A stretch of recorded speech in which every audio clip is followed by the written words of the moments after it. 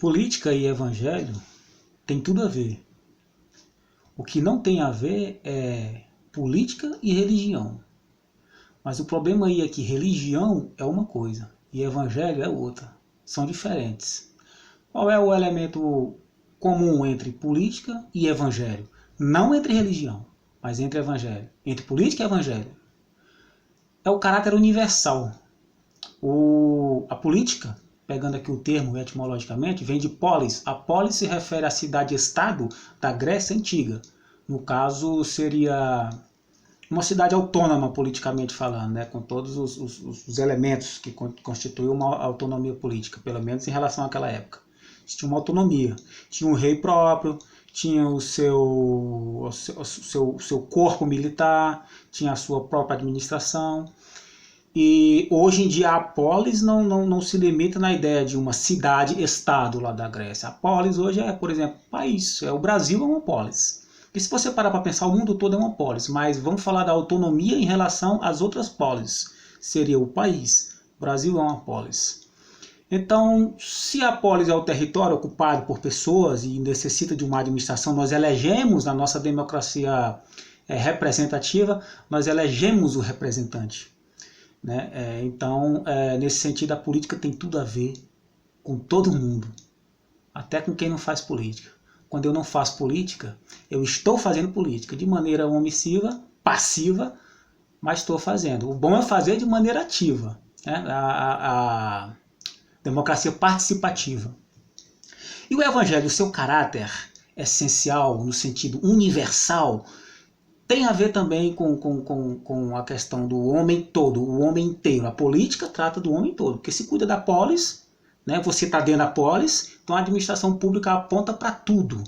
Né? Se você pegar a história mundial, você vai ver política entrando em questões religiosas e política saindo das questões religiosas. Processo de secularização, afastamento no sentido ocidental, afastamento da igreja católica da instituição política, perdendo o poder político. Né? Isso é bom, isso é maravilhoso. Laicização do Estado, né? Surgimento do laicismo, processo de secularização, a gente chama, se dá na modernidade. Então, e o evangelho também tem esse caráter universal. Né? Nesse sentido, não é porque você está dentro de uma polis, né? É por causa da natureza do próprio evangelho. O evangelho é a expressão do que Cristo é, e Cristo vai contra todo Adão caído. Aí você tem que verificar, né, a mensagem bíblica lá no Gênesis capítulo 3, quando o homem cai, quando Adão, representando todos nós, né, cai, sai da custódia de Deus, passa a existir por conta própria e, portanto, assume existencialmente e espiritualmente a responsabilidade por si, por seus atos. É o conhecimento do bem e do mal adquirido. Não adquirido porque foi dado por Deus, porque foi roubado, digamos assim. Foi adquirido por meio de uma desobediência por parte do Adão, do homem. Por nossa parte, Adão somos todos nós.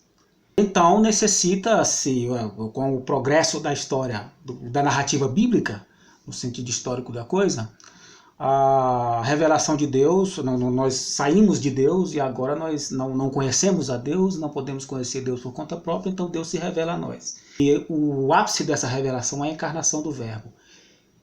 Cristo, no seu aspecto, no seu modo de ser, ele se apresenta universal. É universal no sentido de que é essencial, que mexe com todo Adão no sentido de que ele vai contra todo Adão. Todo Adão. Meu ser é contra o ser de Cristo. O ser de Cristo é o contrário do meu. Então, nesse sentido, a gente não pode dizer que evangelho e política não tem a ver. Agora, qual é a diferença entre, eu falei de diferença entre religião e evangelho? É porque a religião não tem esse caráter universal.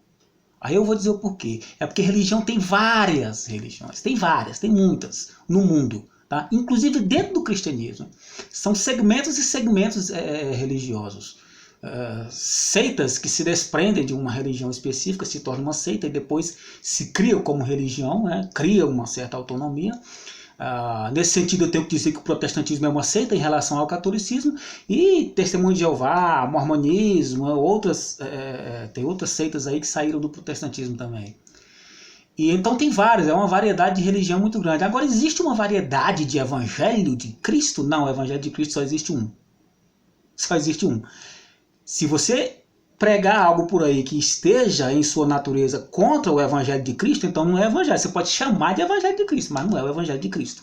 Tem vários por aí. Vários. Tá? Aí quando você faz isso, você apresenta um Jesus que não é Jesus. É um Jesus que você chama de Jesus, mas que não é Jesus. E se não é Jesus, sai de perto. Então a diferença entre religião e evangelho tem que ser notada aqui. Tá? O evangelho é universal, só existe um. E aí não pode ser deturpado, não pode ser negociado. E religiões tem várias. Então não dá para a religião se misturar com política.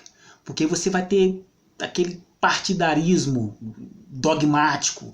Porque a religião ela tem, não totalmente, mas na maioria da sua expressão ela é muito acrítica. Né? Eu estou me referindo ao conservadorismo, fundamentalismo religioso, e é muito perigoso. Então fazer política a partir daí é perigoso. Faça política a partir do evangelho, porque quando politicamente você for andar contra o evangelho, aí você vai ver que você está indo errado. Aí isso vai te orientar lá quando você chegar na urna lá, votar. Claro, tem que conhecer política também, então a gente não pode se privar do debate político. Tá? Eu digo isso porque na internet as pessoas, ou pessoalmente mesmo, as pessoas assim, não, vamos parar por aqui com esse debate. Não, vamos debater. Vamos debater sem ofensa. Por quê? Se você discordar de mim, eu vou me ofender com você? Se eu discordar de você, você vai se ofender comigo? Não, a gente tem que alcançar essa maturidade. Debater.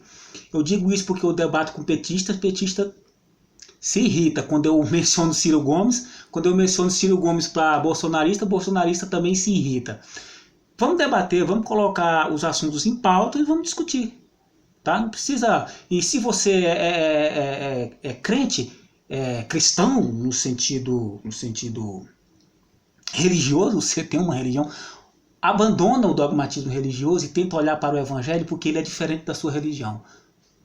O evangelho ele não se sustenta dentro de uma religião organizada, não dá. Porque quando você joga o evangelho dentro do quadradinho de uma religião organizada, o caráter universal desse evangelho vai se perdendo. A religião vai corroendo o caráter universal e ele vai deixar o caráter essencial, né? E ele vai deixar de ser evangelho. Porque aí ele vai começar a adquirir aquela característicazinha fascista de fazer parte, de beneficiar um grupinho aqui e outro grupinho ali, de começar a criar preconceito, desenvolver preconceito e disseminar preconceito. Não dá certo. Isso não é o evangelho. Tá? E isso aqui não tem a ver com o conceito de pecado a princípio, não. Né? As pessoas falam assim, não é preconceito, é porque é o conceito bíblico de pecado. Não. Aí a gente teria que fazer um outro vídeo para explicar isso. Tá bom? Por enquanto eu vou ficar aqui nessa questão. Evangelho e política tem tudo a ver. O que não tem a ver é religião. E se religião não tem a ver com política, então eu digo aqui que não deveria existir, por exemplo, uma bancada evangélica. Isso é um erro. Isso é um erro. Esses caras deveriam não estar ali. Tá? E uma bancada evangélica que faz se mistura com uma bancada da bala é pior ainda. É contra o evangelho totalmente. Totalmente. Qual é o resumo do evangelho no sentido textual da coisa? Você pode pegar aquela parte que Jesus fala assim: amem os vossos inimigos e orem pelos que vos perseguem. Amem os vossos inimigos. Fica com essa parte, sobretudo. Diferente de bandido bom e bandido morto. Por isso que quando eu toco no evangelho e política, não tem como não falar de bolsonarismo. Me desculpem. Não tem como. É impossível.